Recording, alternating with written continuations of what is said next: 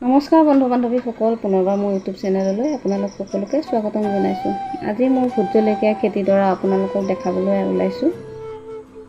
চাওকচোন, মই বহুত যত্নেৰে ভোট জলকীয়া খেতি কৰিছিলোঁ, লাগিছিলেই, কিন্তু বতাহ ধুমুহাই গোটেই জলকীয়া গছবোৰ ভাঙি পেলালে।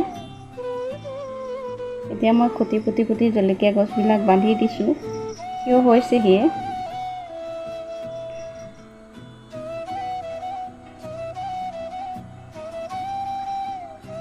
ঘৰতে নিকিনাকৈ ধুনীয়াকৈ খাব পৰা হৈছিলোঁহে, কিন্তু বতাহ ধুমুহাই গোটেই গছবোৰ ভাঙি পেলালে। জলকীয়াৰ লগতে মই বেঙেনাও ৰুইছিলোঁ, এয়া বেঙেনা ফুলিবলৈ ধৰিছে।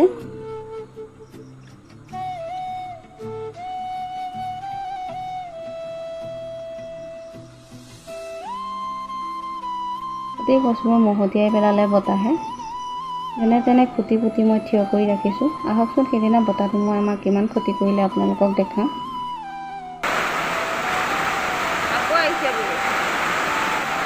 ৰাতি এনেকৈ বতাহ ধুমুহা দি আছিলে, প্ৰায় 2-3 ঘণ্টামান বতাহ ধুমুহা মাৰিছিলে।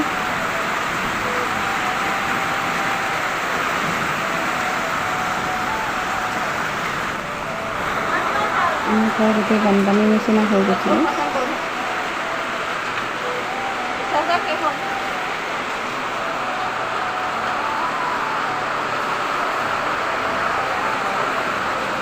এই ফ্ৰামটোতে মই ধূপ ৰাখোঁ, গোটেই ধূপবোৰো ভিজি গৈছে।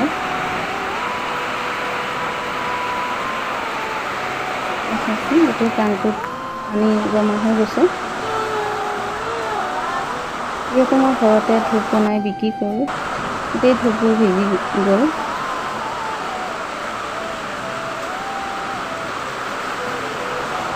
বতাহ ধুমুহাই ৰাতিপুৱা চাওকচোন কি ক্ষতি কৰিলে। আমাৰ গোটেই গোহালি ভাঙি লৈ গ'ল। তামোল গছৰ 4ডাল ভাঙিছে, সম্পূৰ্ণ লাগি থকা তামোল, গতিকে বহুত বেয়া লাগিছে।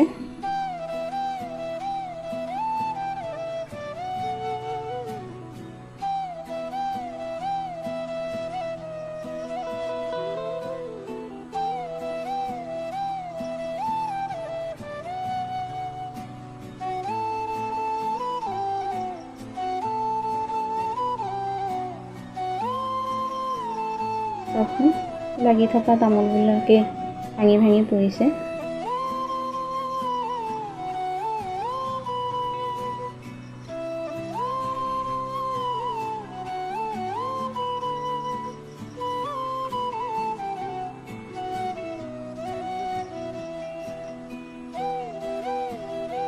গোটেই বাৰীখন অৱস্থা নাইকিয়া হৈ গ'ল, বতাহ ধুমুহাই গোটেই শেষ কৰি পেলালে।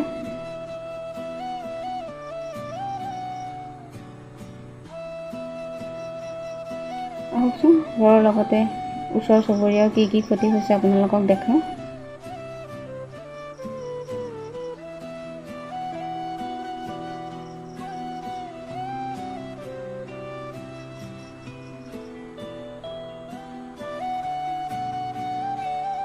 সকলোৰে কিবা নহয় কিবা ক্ষতি হৈছেই, আৰু নাই হোৱা বুলি ক'ব নোৱাৰি, সকলোৰে ক্ষতি কৰিছে। এয়া গোটেই ছাল উদঙাই লৈ গৈছে।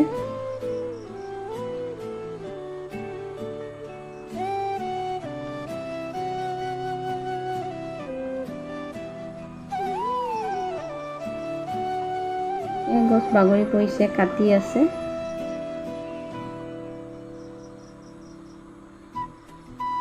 গোটেই বাৰীখনেই মহতিয়াই থৈ গৈছে বতাহ ধুমুহাজাকে।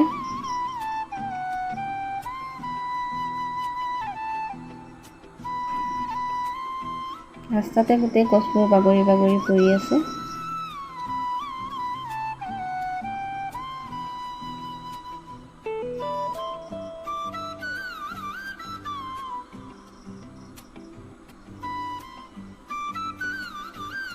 গোটেই গছবোৰে ৰাস্তাটোৱে আবদ্ধ কৰি ৰাখিছে।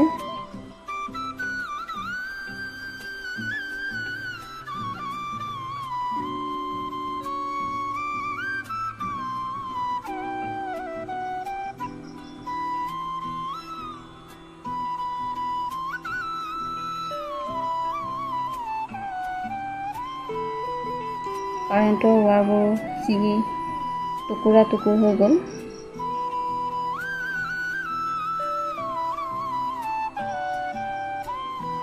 এই চাওকচোন, গোটেই ৰাস্তাটোৱে আৱৰি ৰাখিছে, গছবোৰ উঘলি উঘলি পৰিছে। গোটেই ঘৰ ভাঙি চৰমাৰ হৈ গৈছে।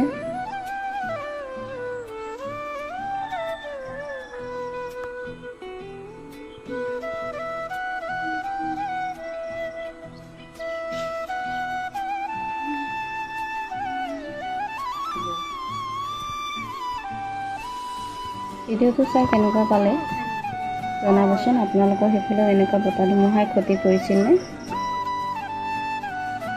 ধূপৰ কভাৰবোৰ ভিজি গৈছে। এইবিলাক মোৰ ধূপৰ কভাৰ, গোটেই কভাৰবোৰ ভিজি গৈছে, ৰদাব লাগিব।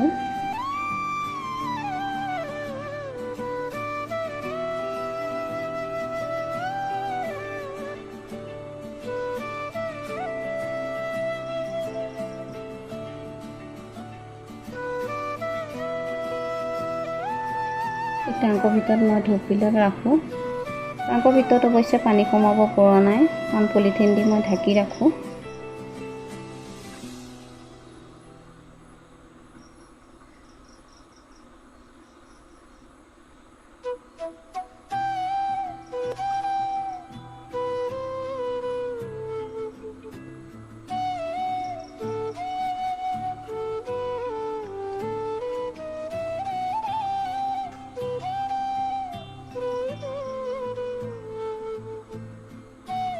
ভিডিঅ'টো চাই কেনে পালে জনাব, লাইক কৰি দিব, চেনেলটো ছাবস্ক্ৰাইব কৰি দিব।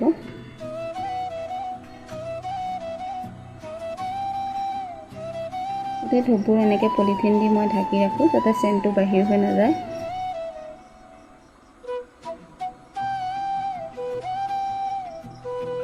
অলপ অলপ বতাহত মই পেকেটবোৰ ৰদাই দিলোঁ, যাতে সেমেকা ভাৱটো নাইকিয়া হৈ যায়।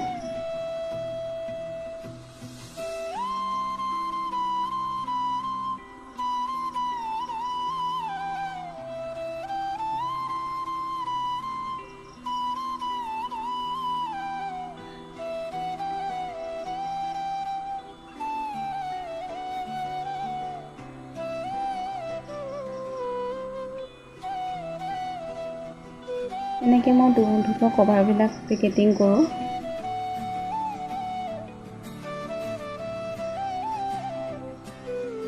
ধূপ বনাই গৈছে।